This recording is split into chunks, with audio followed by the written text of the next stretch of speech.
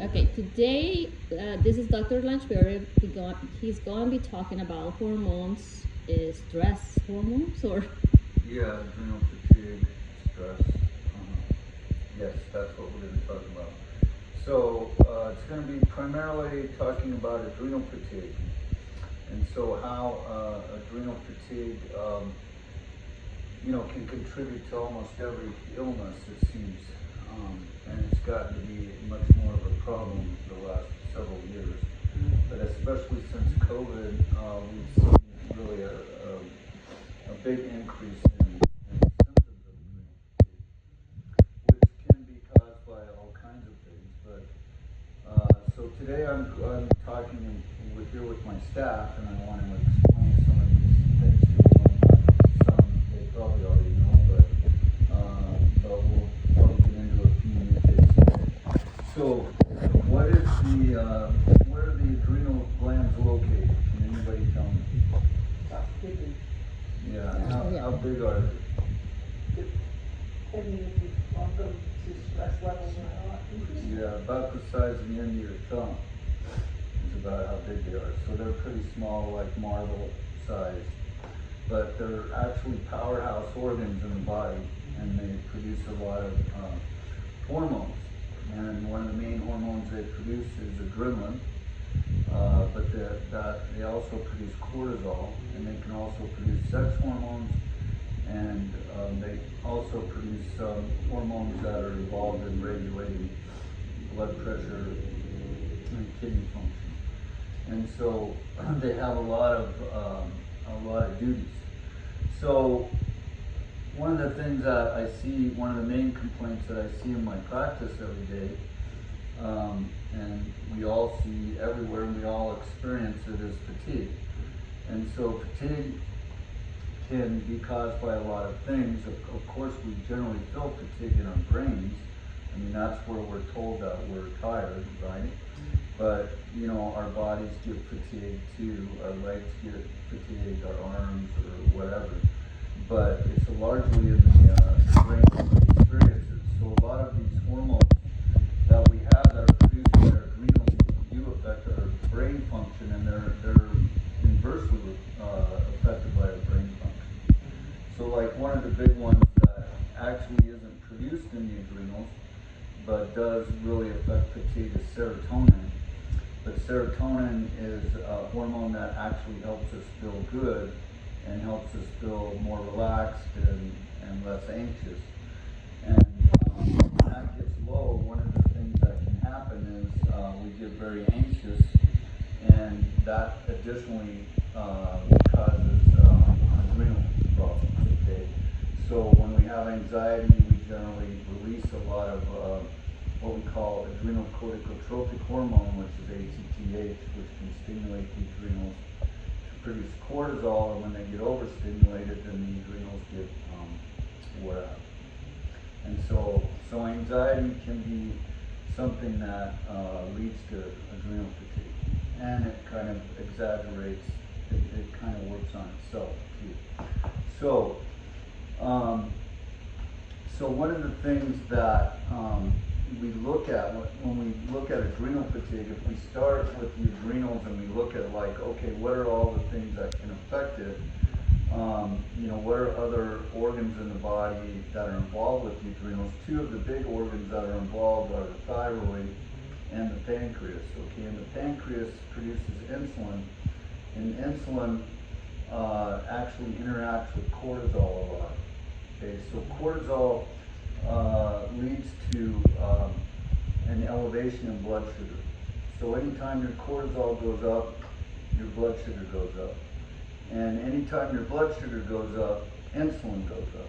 So insulin needs to balance. There needs to be a balance. And so one of the symptoms that we'll see in somewhat severe adrenal fatigue is hypoglycemia. And that's where people will run low blood sugars a lot.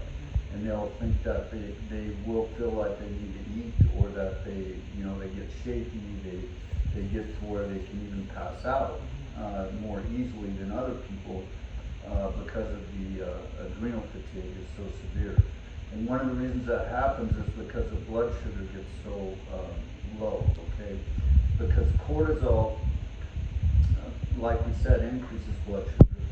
Insulin decreases blood sugar. So if your adrenals are severely fatigued and your insulin goes up to decrease the blood sugar, you need to have balance from the cortisol.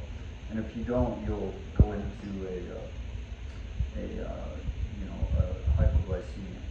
And so then that results in, if somebody's complaining of hypoglycemic episodes, that's the most common cause. It's not a cause from the pancreas producing too much insulin on its own, like an insulinoma or a tumor in the pancreas. This is very rare.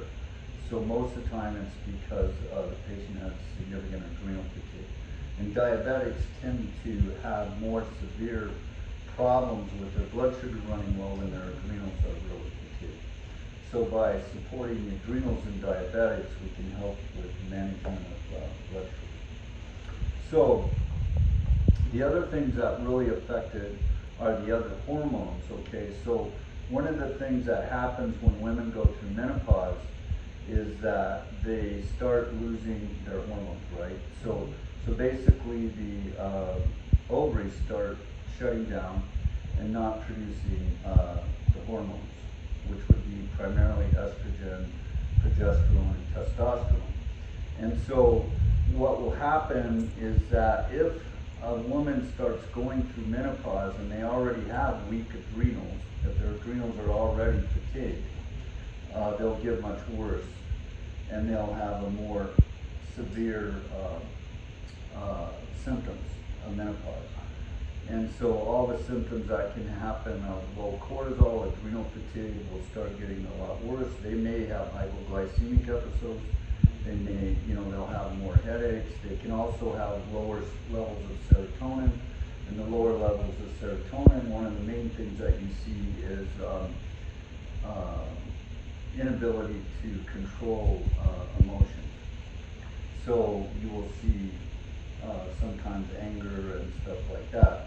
And you also see that in men to a certain extent, not maybe as dramatic most of the time, but when men's testosterone starts getting low, they will start getting lower levels of serotonin too, and plus the testosterone has effects on the brain, and so they will have more anger outbursts or depression, even anxiety and stuff from low testosterone.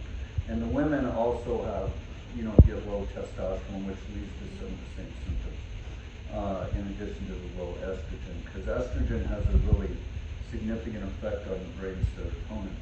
So one of the ways that you can really help women and men when they're going through these changes in life is to support the adrenals. And so the ways that we support the adrenals is primarily through diet and nutrition and through some nutritional supplementation. Okay. Other ways that we support the adrenals are through activities that lead to more relaxation, things like meditation or more quiet type activities, even low level exercise. One of the things I'll mention about with adrenal fatigue is that if you overdo exercise, you'll make it worse. And so that if people just like really go out there and really start slamming it, that's going to put a lot of stress on the adrenals, and they're not going to feel good after exercise. So if you don't feel good after exercise, then there's a really significant chance that you have adrenal fatigue, and you probably already know that, but if you overdo it, you'll get worse symptoms. All right, so what I want to talk about now is just some support we can do for the adrenals. So one is diet. So the diet, as we mentioned, the interaction with insulin and cortisol is really, very obvious, and so that we want to try to keep our insulin levels from getting too high. So what is one of the ways that we can keep our insulin levels down? Cut out carbs. Yes, just basically, yeah. Small meals more often instead of big meals. Right, keep the glucose down, okay? So we don't want to eat sugar, much sugar. So what else would we want to limit our consumption? Starches. Yeah, and what else? You just want to hear alcohol. Alcohol. Yeah, which is a severe stressor on the adrenals. So, so we want to limit that. It can actually be some, alcohol or, drugs in general can be a real stress on the adrenals. So that can be something that we have to be careful about. So, so that the diet should be a low glycemic diet.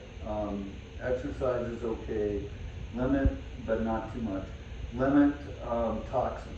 Okay, so we want to limit toxins, and alcohol would be one. But what are some other toxins what's a toxin that we consume every day, almost, usually in the morning? Caffeine. Caffeine, which is actually a toxin. Okay? Because we have to detoxify it. And if we have to detoxify it, it's a toxin. So caffeine will severely, drive the adrenals. Okay, but basically, when you use caffeine for energy, it's like taking a stick to the adrenals. Okay, because they don't want to produce the cortisol because they're trying to rest, but you're like, I'm going to whip them into shape and get going this morning with some caffeine. So what that does is makes the adrenal fatigue worse over time. So if we do that repeatedly every day, our adrenals aren't going to recover well. So the other thing for support, besides eliminating the toxins and everything, is to balance hormones. Okay, so hormone balancing, using bioidentical hormones can be also very helpful with supporting the adrenals. And because you take the load off the adrenals, number one, so the adrenals don't have to produce those hormones that you don't have anymore. And so it can help fix some of the brain issues and everything, or at least support them. So that's the other one. So then the other thing would be nutritional support. And so nutritional support, when you look at the adrenals and what they need, I mean, everything basically, it goes back to energy generation. Okay, so how much energy are we generating? When our energy levels go down in the body, then it leads to fatigue. And it leads to other problems. But one of the main things, like a patient that I see today, suddenly acquired severe allergies. Okay, so they never had allergies in their entire life much at all, and now that they're in menopause, they're having allergies. Okay, so we think that, okay, this is because of the loss of the hormones. Well, somewhat that, but it's also the adrenals are a big part of this. So if you have adrenal fatigue, one of the big things that's going to happen is that your cortisol levels, when they're going to fluctuate. Initially, they can be high cortisol, as in early fatigue, okay, because they'll go real high and real low and stuff. And then as time goes on, the cortisol tends to not go as high, keeps going lower, and you get to the point where you're basically on a flat. Now, I will mention one thing that leads to really low cortisol is chronic infection too. So that's something to think about if somebody has really severe adrenal fatigue. And the reason is because of what I'm going to tell you right now about what cortisol does to the immune system. So cortisol, if it's at high levels, is going to suppress the immune system. Okay? So that's why we give shots to people that have allergies like Kinnolog, okay, or triamcinolone. Because if they're having a real bad allergy, it will suppress that immune reaction, okay? It doesn't get underneath the real problem, but it gives people relief. Okay, antihistamines are the same way, but they're just acting on one pathway, the histamine pathway. But we're still, suppressing that reaction. So what happens is when you get adrenal fatigue and you get to the point that you have these really low cortisols, is you become very reactive. Okay, so anything, like a perfume that never bothered you before, all of a sudden bothers you. And you start having, severe allergies. So if you have a chronic infection, one of the things the body will do is it will suppress the cortisol levels, okay? The reason it does that is so that it takes all of it does everything to get your immune system to get rid of that infection, okay? So So one of the things to think about if a person is running, has chronic fatigue and they have low cortisol, that can be, in a lot of cases of chronic fatigue, there's infection, maybe everyone. I'm not, sure that's not the case. And a lot of times it's not found or it's not looked for. But one of the common infections and one that we're seeing a big resurgence, a reactivation since COVID is Epstein-Barr. So chronic Epstein-Barr will lead to these low levels of cortisol. All right. So when we talk about supporting the adrenals with nutritional support, we look at what are all the things that the adrenals do and how do we support the ATP generation, the energy generation. We look at what is it that the mitochondria utilize, okay? So one that's a simple thing that is probably the case with everybody that has adrenal fatigue and as they get older is that they have low magnesium. So magnesium is a very basic nutritional support element for adrenal fatigue. And so when we talk about the type of magnesium, we want to use something that's going to be well absorbed. And there's certain magnesium that maybe has more activity in the adrenals. It's hard to say for sure. But magnesium glycinate is one that I use a lot because it has one, it's amino acid. So the amino acid glycine is found in magnesium. And then what that allows for is it to pass through the gut easier, okay? Because the gut will absorb the glycine, which leads to the magnesium being carried with it. So when magnesium citrate isn't too bad, but you tend to get not as good of absorption as you do with this magnesium diet. Okay, the same thing with magnesium oxide, which is a porous form of magnesium supplementation because it's like taking a rock, basically. So magnesium glycinate is a good support, and usually you're looking at about 200 to 400 milligrams total per day. And glycine also helps with sleep, so it can give double duty that way because sleep is often a problem with the adrenals when you have adrenal problems. So magnesium is a basic supplement. The other one is vitamin C. And we need a lot of vitamin C to run our energy in our body, okay? And it's involved in a whole lot of pathways with the immune system and such. So vitamin C is another one, and usually the dose of around 500 twice a day. Liposomal form is usually the best because it's absorbed the best. So vitamin C is the other one.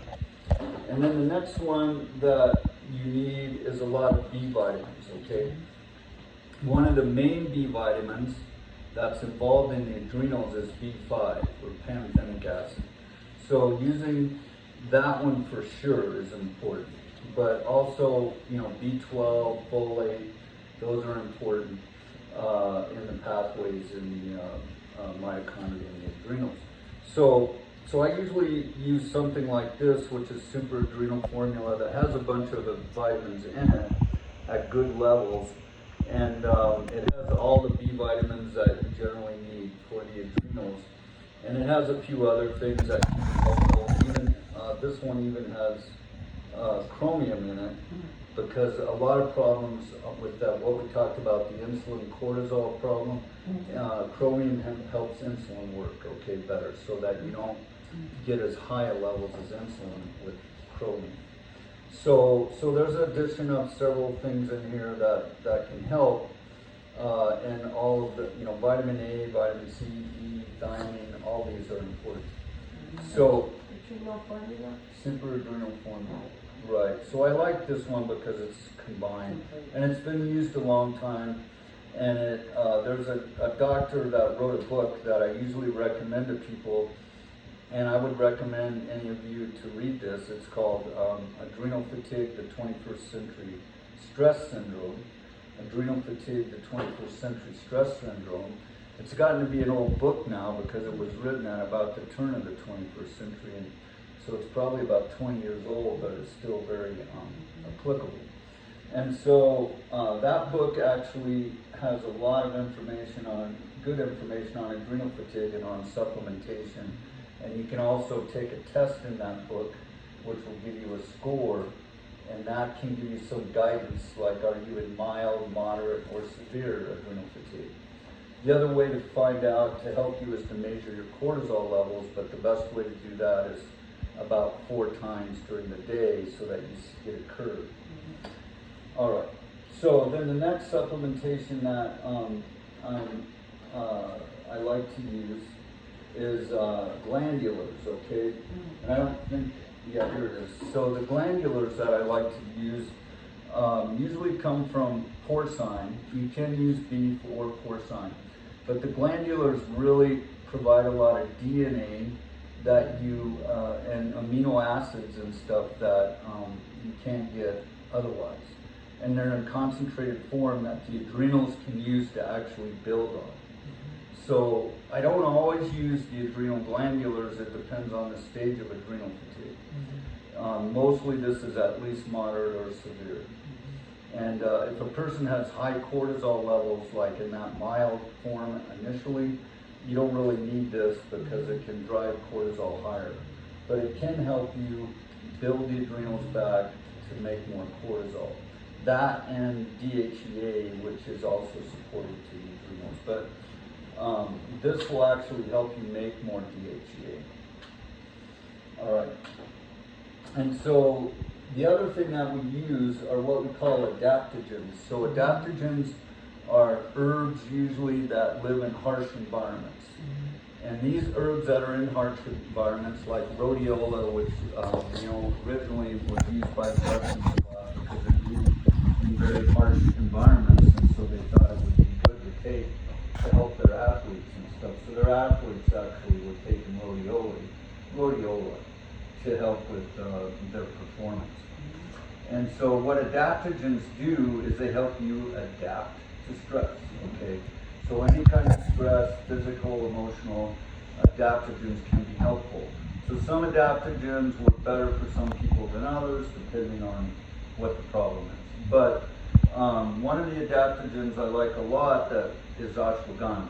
Okay, so ashwagandha is an herb that you can use that is more relaxing, helps you kind of tone down, and helps with stress. Okay, it's a good herb to take like prior to any kind of before bed or before meditation or something like that. It can help calm your mind. So then the other thing that this one is another one that I use. It's called Herbal Adrenal Support Formula, and this one is from Dr. Wilson, who wrote the book, and from the other ones. But it's very good too. It has L-Therno, ashwagandha, and maca. Okay, and you can get one. This one also has licorice in it. So those are good adaptogens. The licorice I don't usually use with people that have high blood pressure because it can increase it. But other than that, they're very good adaptogens for the adrenals. And with this, I usually have people taking about 20 drops 2 to 3 times a day, and it helps support the adrenals. The other one that I use is cortisol manager. This one I generally use in the evenings before bed. Okay, this one has adaptogens in it, and it also has phosphatidylserine, which is really good for blocking cortisol in the brain. So when the cortisol gets high in the brain, it keeps you awake. Okay, so phosphatidylserine can help block that cortisol, and it's in here along with some other adaptogens, including magnolia and L-theanine. And so those are really good for helping with sleep. All right. Now, the other one that we like, that I use as a general, like I may use this with somebody with a mild adrenal fatigue or somebody who wants just performance enhancement. And this one is Mitostem. It's a mitochondrial stimulator, and it has several vitamins in it and stuff to help with the adrenals, but just in general like a multivitamin. Okay. And then the other one, this one I really like for people too that are having trouble sleeping. And if they're really having a lot of trouble sleeping and nothing's working, sometimes I'll use these two together. So this is Cortisol Manager and Max Calm, which is one that I labeled, but it's basically this is has suntheanine in it, so which is a well-absorbed form of L-theanine and crosses the blood-brain barrier. And it also has GABA and taurine and inositol. So those are all really good to help with sleep. And it has a good amount of magnesium in it, about 75 milligrams of magnesium malate. So I use that sometimes with the cortisol manager, and then sometimes I'll add melatonin too, because melatonin blocks the cortisol in the brain also. And you can use melatonin with people that have really severe anxiety, that are running high all day. You can even have them take it during the day, up to 10, sometimes when it's severe, up to 20 milligrams. And melatonin also has other significant effects on the brain. It's an antioxidant, and we tend to make less when we age, less of it. So it's anti-aging in some respect to the brain. And it also, melatonin is an antioxidant, but it's also antiviral, and it's also anti-clotting. So it's somewhat of an anticoagulant at higher doses, and it's anti-cancer. So you can use, sometimes with cancer we use a lot higher doses. So there's two more I'll just talk about that I use when I'm really trying to target the mitochondria. And that's this ATP 360 and ATP fuel. So these can also really target the mitochondria with certain nutrients like CoQ10, NAD, and stuff to help with targeting the mitochondria. So, but again, supporting the adrenals and the brain and other organs. So that's basically what I use. But the main thing to know about the adrenal fatigue too is that if you don't correct the underlying issue, that the patient isn't going to get better. Okay, so we have to get underneath what's causing the adrenal fatigue and not just keep treating it, with nutritional stuff, because it's not, I mean, it's better than taking caffeine, but it's still kind of, if you're not getting underneath the problem, which could be, like we said, infection, could be toxins. There's always the emotional stuff and the hormones. Like if you don't get the hormones balanced and stuff, it's more difficult to get improvement. So that's all I have for today, and thank you.